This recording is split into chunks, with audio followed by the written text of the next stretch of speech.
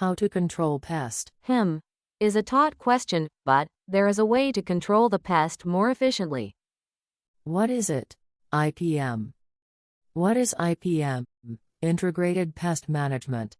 It is an approach which reduces the use of chemicals by practices some techniques to control the pest, which helps in grow of crops in an healthy manner. Let's have a look towards the practices of IPM.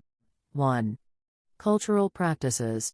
In this we can control the pest by farm operations like cleaning the field, using certified seeds, soil treatment, crop rotation, growing trap crops, good weed and water management, optimum plant space, adjusting the time of sowing. 2. Mechanical practices, such as identify and killing the larvae, eggs of pest, using light traps, conservation of natural enemies, installation of bird breaches in field, using pheromones traps. 3. Biological practices, controlling the pest by using parasitoids, which lays eggs on host pest, predators, which feeds on other organisms, bio-pesticides, microorganisms, which kills the pest. 4. Chemical practices. We should need to follow this practice when all the above practices are fail.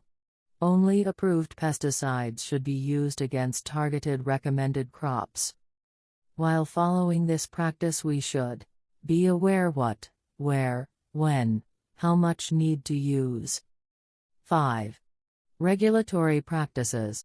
Regulatory control refers to the role played by government agencies in trying to stop the entry or spread of pests into an area or into the country via inspection, quarantine, destruction of infested material and other methods.